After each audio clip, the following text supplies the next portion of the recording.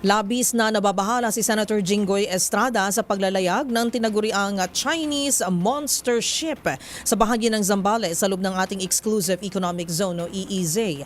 Dapat anya tayong manindigan dahil patunay ito ng patuloy na pambabastos ng China sa soberanya ng Pilipinas. Magbabalita si Raymond Dadpaas.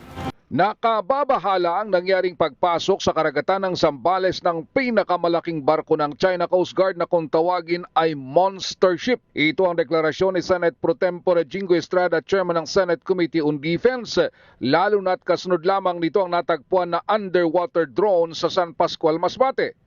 Ayon kay Estrada, ang patuloy na hindi otorisadong pagpasok ng China sa ating karagatan ay nakababahala dahil pinatutunayan nito ang kawalan nila ng respeto sa international law at soberanya ng Pilipinas.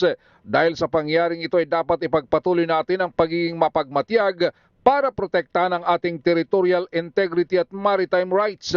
Nagbigay pugay sa Estrada sa Philippine Coast Guard dahil sa mabilis at epektibo nilang pagkilos laban sa monster ship ng China. Nagpadala sila ng air at water assets upang bantayan ang kinikilos ng dambuhalang barko ng China. Sa magitan ng radio challenge ay pinalalayas ito sa ating Exclusive Economic Zone.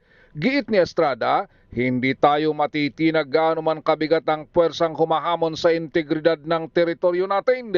Bilang isang peace-loving nation, ipagpatuloy natin ang pagtatanggol sa ating soberanya kasabay na mahakbang para sa diplomatic solutions bilang tugon sa bangayan alinsunod sa international law. Una nito'y nauna nang nagpahayag ng pagkabahala si Senate Majority Leader Francis Tol Tolentino sa natagpuang underwater drone sa Masbate. Kaya't inihain nito ang Senate Resolution 1267 para ito ay imbestigahan. Para sa MBC TV Network News, ito si Raymond Dadpaas ng DZRH, una sa Pilipinas, una sa Pilipino.